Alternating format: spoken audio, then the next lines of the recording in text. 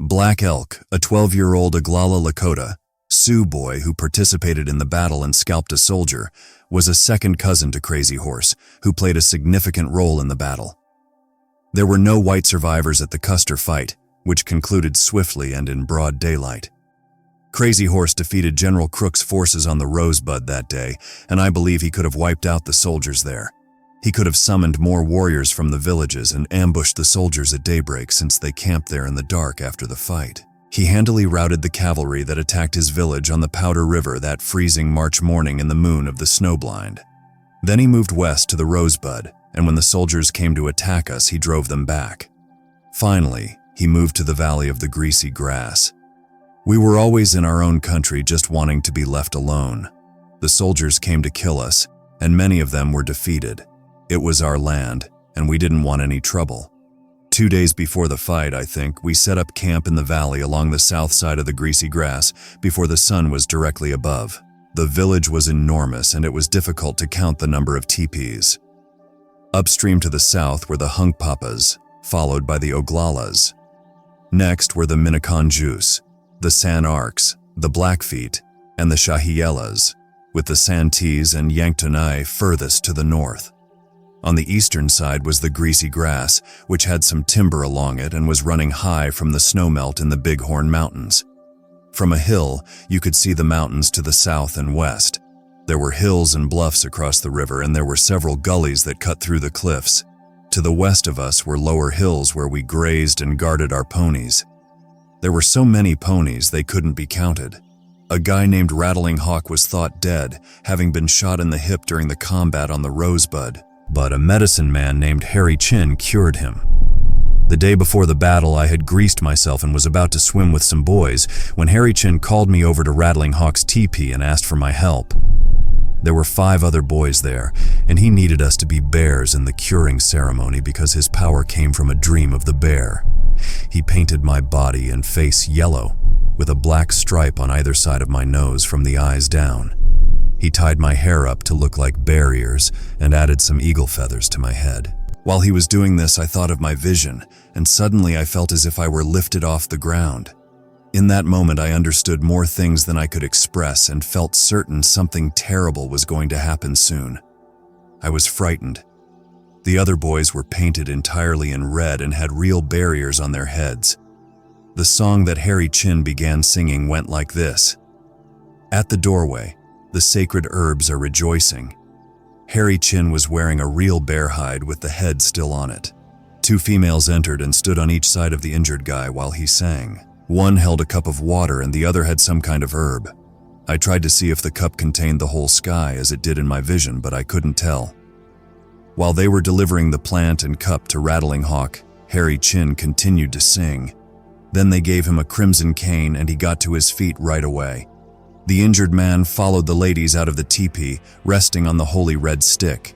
We boys, pretending to be little bears, jumped around him and made growling noises. You could see feathers of all different colors coming out of our lips as we performed this. Subsequently, Harry Chin emerged on all 4s, resembling a bear in my opinion.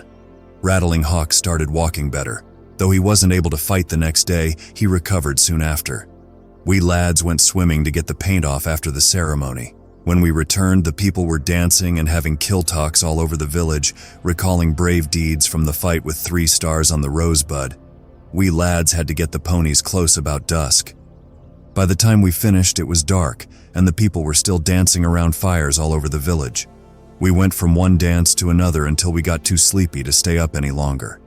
At daybreak, my father woke me and told me to go with him to take our horses out to graze. While we were out there, he said, "We need to put a long rope on one of them so it will be easy to catch. That way we can get the others. You have to keep your eyes on the camp and get the horses back as quickly as possible in case something goes wrong." Several of us boys watched our horses together until the sun was high and it was getting very hot. We decided to go swimming, and my cousin said he would stay with the horses until we got back. As I was greasing myself, I felt uneasy, like something terrible was going to happen. But I went with the boys anyway. To the west of the hamlet, a huge number of people were digging turnips, and a significant number of people were in the water. By the time my cousin brought the horses down for a drink, We had been in the water for quite some time since it was getting very hot. Suddenly, we heard the crier shouting in the Hunkpapa camp nearby. "The chargers are coming, they are charging, the chargers are coming." Cries could be heard from camp to camp, all the way to the Santees and Yanktonais. The Oglala crier kept repeating the same lines. Everyone was running to catch their horses. We were fortunate to have ours right there. My older brother had a sorrel horse and rode quickly toward the Hunkpapas. I had a buckskin. When he heard your brother cry and go to the Hunkpapas without his pistol, my father came running over. "Retrieve it from him and give it back to him. Then come back to me right away." In addition, he had my six-shooter that I inherited from my aunt. I grabbed the guns, jumped on my pony, and went after my brother. Just past the Hunkpapa camp, a thick cloud of dust was rising as the Hunkpapas, many of whom were still drenched from the river, ran around and cried out. Out of the dust came the soldiers on their big horses, looking tall, strong, and shooting. With his revolver in hand, my brother shouted at me to turn around. There was some brushy timber just beyond the Hunkpapas, and some warriors were gathering there. He headed that way, and I followed. Women and kids were already racing downstream in a mass. Looking back, I saw them all scattering up a hillside. When we reached the timber, many Hunkpapas were already there, and the soldiers were shooting above us, causing leaves to fall from the trees where the bullets struck. The women and children were running, the warriors were riding in on their horses, and I was unable to see what was going on in the hamlet below. It was all dust, screaming, and thunder. In the woods and outside the Hunkpapa camp, we all yelled, "Have bravery! Be not like a lady! The defenseless are panting heavily." I suppose this was the moment when Gaul intervened to keep the Hunkpapas from fleeing. I stayed in the woods for a while and thought of my vision. It gave me a greater feeling and gave the impression that the army would lose and that my people were all thunder beings. Subsequently, a loud cry resounded over the dust. "Crazy Horse is approaching!" The arrival of Crazy Horse.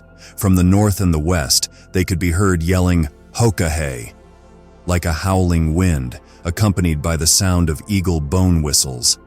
The valley grew darker with dust and smoke, filled with shadows and a cacophony of cries, hoofbeats, and gunfire. To my left, I could hear the soldiers' horses' shod hooves retreating into the brush, with shooting erupting everywhere. The horses eventually broke through the undergrowth, and I was surrounded by a flurry of activity as men and horses entered and exited the area, traveling upstream while shouting, "Hurry! Move quickly!" We were all mingled together amid the clamor and gloom as the troops ran upstream. I didn't see much, but I did witness a Lakota warrior charging at a soldier who stayed behind and fought bravely. The Lakota grabbed the soldier's horse by the bridle, but the soldier shot him with a revolver. Being small, I couldn't push through to where the soldiers were, so I didn't kill anyone.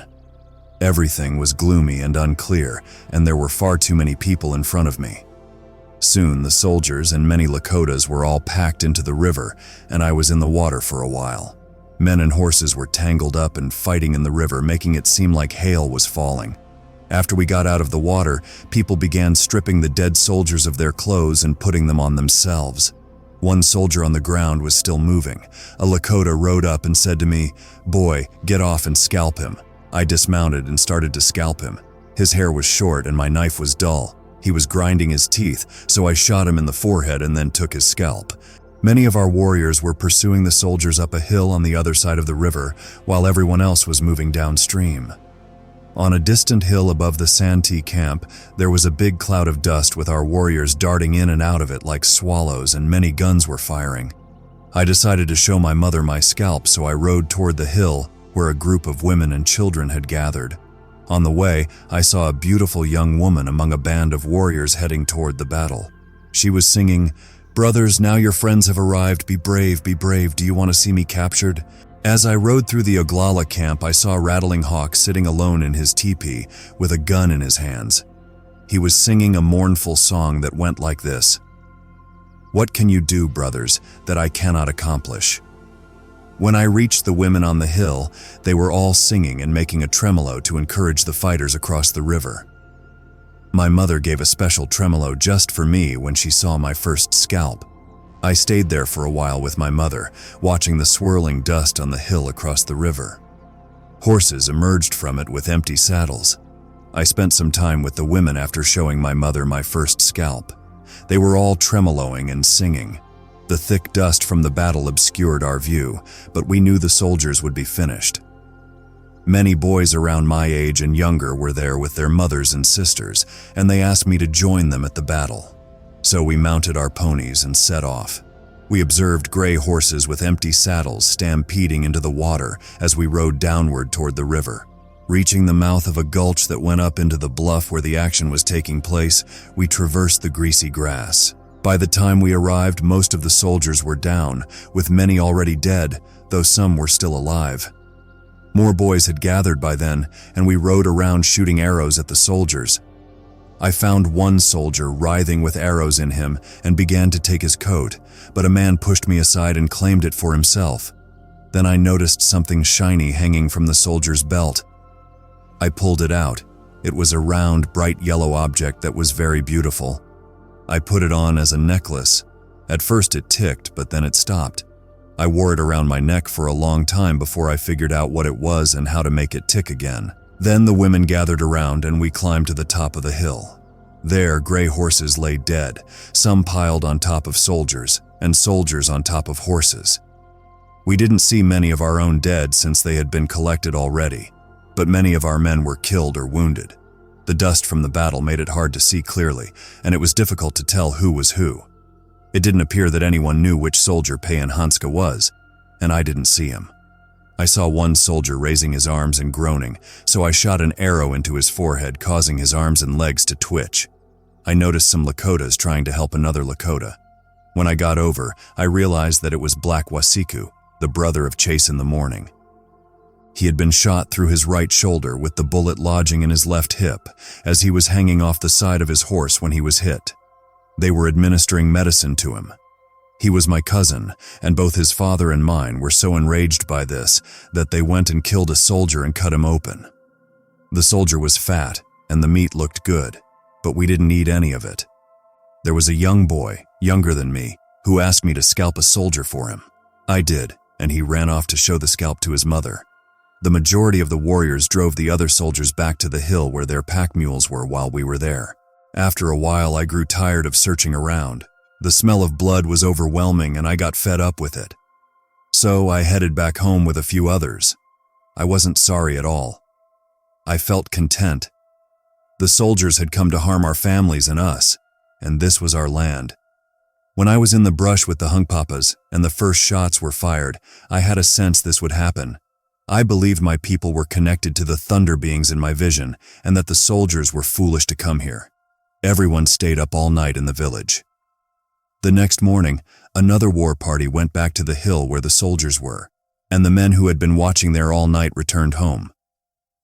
My mother and I went along. She rode a mare with a little colt trotting beside her, following its mother. We could see the horses and pack mules up there, but the soldiers were well fortified. At the base of the hill, on the west side of the greasy grass, there were some bullberry bushes. A big boy named Round Fool was running around the bushes. We asked him what he was doing, and he said, "There's a white man in that bush." And there was. He had hidden there when the other soldiers retreated to the hilltop and had been there all night. We started shooting arrows at him, and it felt like chasing a rabbit. He crawled from one side of the bush to the other while we ran around, shooting at him with our bows. At one point he shouted, "Ow!" After a while we set fire to the grass around the bushes and he came running out. Some of our warriors killed him. Once we climbed up the back of the hill where some of our men were stationed, we looked over. We couldn't see the soldiers who were lying in their defenses, but we could see the horses and pack mules, many of which were dead. When we came back down and crossed the river again, some soldiers fired at us, hitting the water. It was almost dusk when my mother and I returned to the camp by fast horseback. By then, our scouts had reported that more soldiers were coming up the stream, so we decided to break camp. Before dark, we were packed up and began heading up the greasy grass towards Woodlouse Creek in the Bighorn Mountains. We fled through the night, following the greasy grass.